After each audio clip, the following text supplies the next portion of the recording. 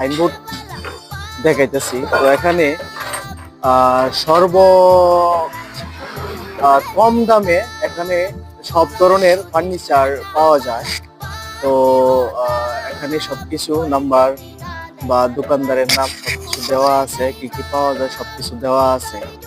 তো আমি এখন বাদ বাকি যে মালগুলা কি কি পাওয়া যায় আমি এখন তুলে ধরতেছি। আসসালামু আলাইকুম গাইস। তো তোমাদের সামনে আজকে আমি যে ভিডিওটা শুরু করছি, যে এই যে ফার্নিচার এখানে সর্ব কম মূল্যে এখানে আহ, খাট, তারপর এখানে আরো আছে মেডসিপ, মেডসিপ বলে এটাকে।